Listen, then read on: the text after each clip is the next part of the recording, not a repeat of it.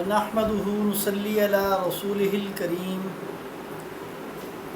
اما بعد فاعوذ باللہ من الشیطان الرجیم بسم اللہ الرحمن الرحیم الحمد للہ رب العالمین۔ میں شروع کرتا ہوں اللہ تبارک و تعالیٰ کے نام سے جو نہایت رحمان و رحیم اور نہایت رحم کرنے والے ہیں۔ اس کے بعد حضرت محمد صلی اللہ علیہ وآلہ وسلم پر لاکھوں کروڑوں درود و سلام اور ان کی تمام اہل بیت و اطہار پر کروڑوں لاکھوں درود و سلام پیش کرتا ہوں، اور تمام صحابہ کرام رضوان اللہ اجمعین کو سلام پیش کرتا ہوں۔ اپنے تمام ناظرین، سامعین، حاضرین کو السلام علیکم ورحمۃ اللہ وبرکاتہ عرض کرتا ہوں۔ آج جو میرا عنوان ہے وہ ہے مسئلہ فلسطین اور بیت المقدس کی اہمیت، اور بیت المقدس شہر کیوں ہم مسلمانوں کے لیے قابل احترام شہر ہے، اس کی کیا وجوہات ہیں۔ سب سے پہلے میں اس شہر کا کچھ محل وقوع آپ کو عرض کروں گا۔ ملک فلسطین میں ایک شہر ہے بیت المقدس، اور بیت المقدس میں ہی واقع ہے مسجد اقصی۔ بیت المقدس جو شہر ہے وہ دو حصوں میں تعمیر کیا گیا ہے، ایک پرانا شہر ہے اور ایک نیا جدید شہر ہے۔ جو پرانا شہر ہے وہ تمام چاروں اطراف میں، اس کے چاروں اطراف دیواریں ہیں۔ یہ شہر، اس شہر کو یروشلم کے نام سے بھی عیسائی لوگ پکارتے ہیں، اور اسی شہر کا نام ایک رومی بادشاہ نے ایلیا بھی رکھا تھا۔ بیت المقدس اس شہر کو کیوں کہا جاتا ہے، اس کی وجہ یہ ہے کہ اللہ کے بہت سے نبی اور رسول اس شہر میں ہی اپنی زندگی گزاری اور اللہ کی تعلیمات کو عام کیا اور اللہ کے دین کی تبلیغ کی، اور اسی شہر میں ان کے مزارات بھی ہیں، اور اسی شہر میں بہت سارے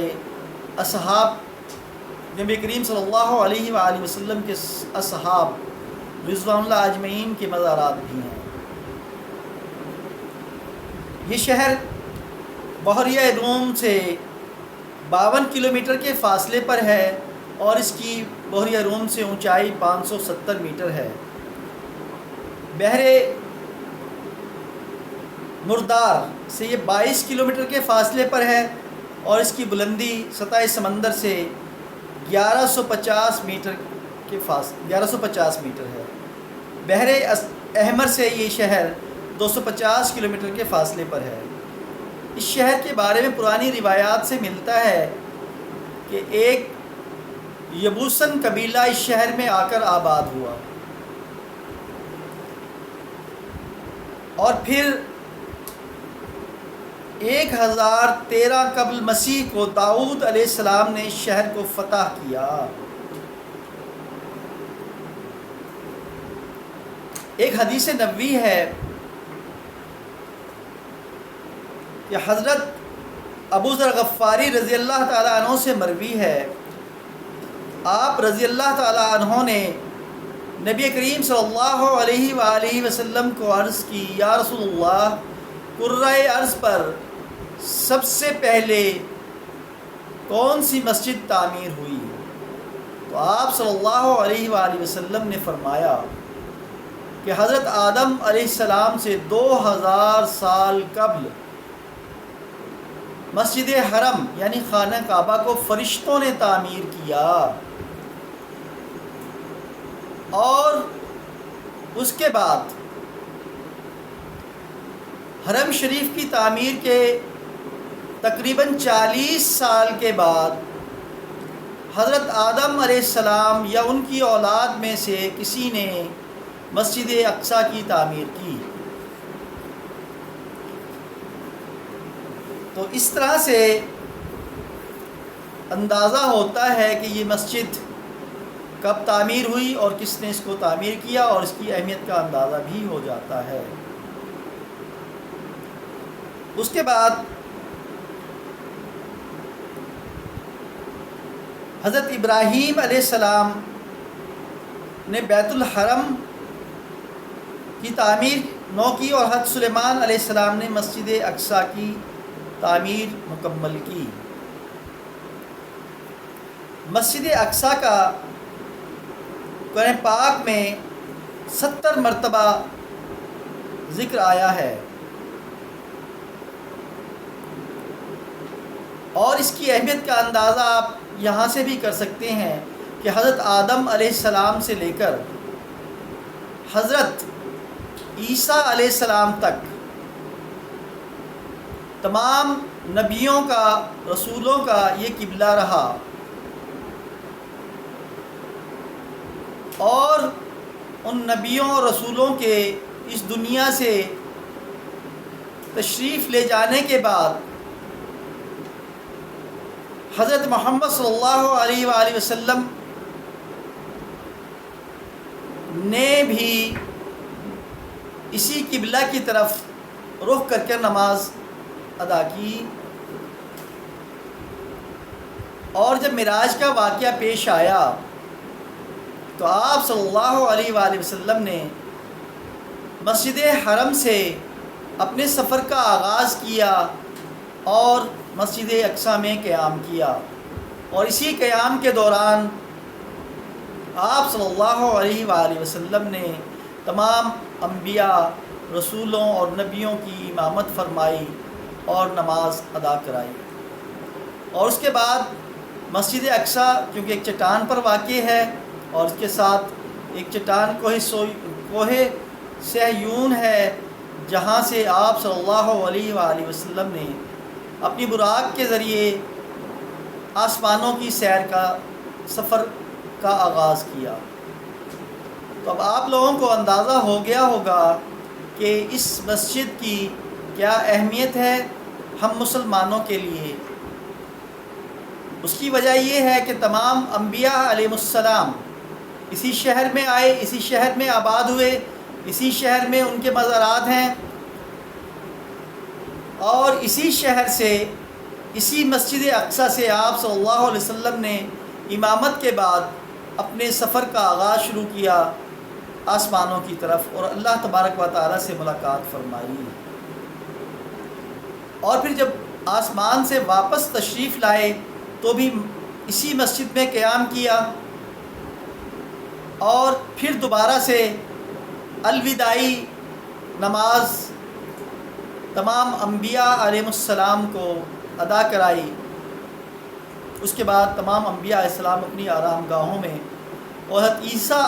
علیہ السلام آسمانوں پہ تشریف لے گئے۔ اسی شہر میں حضرت عیسیٰ علیہ السلام کو یہودیوں نے صلیب پر لٹکایا اور ان کو ہلاک کرنے کی ناپاک کوشش کی، تو اللہ تبارک و تعالیٰ نے حضرت عیسیٰ علیہ السلام کو زندہ اور سلامت آسمان پر اٹھا لیا۔ تو آپ لوگوں کو اس شہر کی اہمیت کا اندازہ ہو گیا ہوگا۔ اسی شہر میں حضرت عیسیٰ علیہ السلام کی پیدائش ہوئی، اسی شہر میں حضرت بی بی مریم علیہ السلام کو اللہ نے حضرت عیسیٰ علیہ السلام کی پیدائش فرمائی، اور حضرت بی بی مریم کو بے موسم کے پھل عطا فرمائے اور پانی عطا فرمایا۔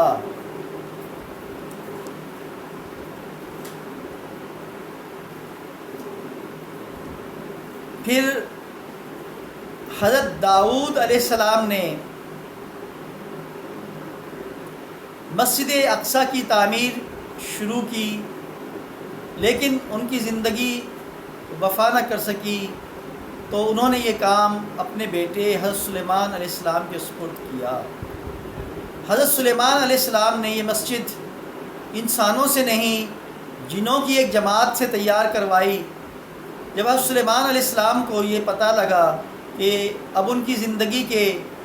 جو ایام ہیں وہ ختم ہونے کو ہیں، تو حضرت سلیمان علیہ السلام اس روز نیا لباس زیب تن کر کے، خوشبو لگا کر اسی مسجد میں تشریف لائے اور اپنے عصا کے ساتھ کھڑے رہے۔ حضرت اسرائیل علیہ السلام نے ان کی روح قبض فرمائی اور حضرت سلیمان علیہ السلام ایسے ہی کھڑے رہے اپنے عصا کے ساتھ۔ پھر اس مسجد کی تعمیر میں اس وقت 1 سال باقی تھا۔ جب جنہوں نے یہ چیز دیکھی، یہ بات دیکھی کہ حضرت سلیمان علیہ السلام دن اور رات اسی مسجد میں اپنے عصا کے ساتھ کھڑے ہیں، تو انہوں نے بھی دن اور رات کام کیا اور اس مسجد کی تعمیر مکمل کی۔ جیسے ہی اس مسجد کی تعمیر مکمل ہوئی، اللہ کی شان دیکھیں کہ آپ سلیمان علیہ السلام کا جو عصا تھا وہ کمزور ہوا اور آپ زمین پر تشریف لائے، تو جنوں کو یہ پتہ چلا کہ حضرت سلیمان علیہ السلام اس دنیا سے جا چکے ہیں۔ تو اسی لیے اس مسجد کو ہیکل سلیمانی کے نام سے بھی یاد کیا جاتا ہے، کیونکہ یہ مسجد حضرت سلیمان علیہ السلام نے تعمیر کرائی تھی۔ ایک حدیث میں آپ صلی اللہ علیہ وسلم نے مسجد اقصی کی فتح کی خوشخبری سنائی تھی۔ آپ صلی اللہ علیہ وآلہ وسلم کی حیات مبارکہ میں فلسطین بیت المقدس پر رومیوں کا قبضہ تھا، اور آپ صلی اللہ علیہ وآلہ وسلم کے بعد اس مسجد کو حضرت عمر فاروق رضی اللہ تعالی عنہ نے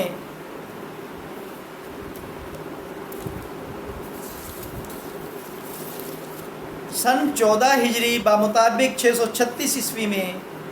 فتح کیا۔ تو یہ اس مسجد اور اس شہر اور اس ملک کی ایک تاریخ ہے جو میں نے بیان کی ہے، اور آج آپ سب کو معلوم ہے کہ اسرائیل نے فلسطین پر حملہ کیا ہے، اور اسی حملے کے دوران وہ مسلمانوں کا ناحق قتل کر رہا ہے، ان پہ بمباری کر رہا ہے، اور ہسپتالوں پہ بمباری کر رہا ہے، غزہ شہر میں بے بہا بمباری کر رہا ہے، اور غزہ شہر کو کھنڈرات بنا دیا ہے۔ لیکن اس ساری صورتحال میں مجھے حیرانگی ہوتی ہے کہ یہ فلسطین کا مسئلہ نہیں ہے، فلسطین میں رہنے والے مسلمانوں کا مسئلہ نہیں ہے، یہ مسئلہ ہے امت مسلمہ کا۔ یہ جہاد ہے یہ امت مسلمہ کا ہے، لیکن امت مسلمہ سوئی ہوئی ہے۔ ہمارے 57 اسلامی ملکوں کے حکمران خواب غفلت میں سوئے ہوئے ہیں، اور تمام ہمارے سپہ سالاران جو امت مسلمہ کی آرمی کے سپہ سالار ہیں وہ سب خاموش ہیں، کوئی واضح پالیسی کا اعلان نہیں کرتے، جبکہ امریکہ کھلم کھلا اسرائیل کی حمایت کر رہا ہے اور اس کو اسلحہ فراہم کر رہا ہے کہ وہ اس اسلحے سے فلسطینی بھائیوں کا قتل عام کرے۔ بچوں، عورتوں کو آپ بلبلاتے دیکھیں تو آپ کے دل دہل جائیں، اتنے ظلم کی انتہا کی ہوئی ہے۔ لیکن ایسی صورتحال میں ہمارے تمام حکمران اور تمام آرمی کے سپہ سالار خاموش ہیں، واضح پالیسی کا اعلان نہیں کرتے۔ میں ان سب کی اس مجرمانہ پالیسی کی مذمت کرتا ہوں کہ وہ اللہ کے ہاں مجرم شمار ہوں گے اور اللہ کے ہاں جواب دہ ہوں گے۔ تو میں نے جو عرض کیا ہے، اب اس تمام معاملات سے آپ کو اندازہ ہو گیا ہوگا کہ یہ ملک فلسطین یہ شہر بیت المقدس اور یہ مسجد اقصیٰ ہم مسلمانوں کے لیے کتنی اہمیت کی حامل ہے۔ ہاں ایک بات اور بتاتا چلوں کہ ہجرت مدینہ کے بعد بھی آپ صلی اللہ علیہ وآلہ وسلم نے 16-17 ماہ مسجد اقصیٰ کی طرف ہی رخ کر کے نماز ادا کی، اور ہم مسلمانوں کا یہ قبلہ اول رہا۔ پھر آپ صلی اللہ علیہ وآلہ وسلم کی خواہش پر اللہ تبارک و تعالی نے حکم فرمایا کہ آپ مسجد حرم کی طرف رخ فرما لیں۔ پھر آپ صلی اللہ علیہ وآلہ وسلم نے مسجد سلمہ میں دوران نماز ظہر 15 شعبان کو بروز سوموار کو مسجد حرم کی طرف رخ فرمایا، اور آج بھی اس جگہ پر مسجد قبلتین 2 قبلوں والی مسجد موجود ہے۔ تو ان تمام چیزوں کو میں نے اس لیے بیان کیا ہے کہ ہمارے نوجوان، ہمارے مسلمان بہن بھائی اس مسجد کی اہمیت سے واقف ہو جائیں کہ یہ مسجد کتنی اہمیت کی ہمارے لیے حامل ہے۔ صلی اللہ تعالی علی خیر خلقہ محمد وعلی آلہ واصحابہ اجمعین برحمتک یا ارحم الراحمین، وآخر دعوانا الحمدللہ رب العالمین۔ پاکستان زندہ باد۔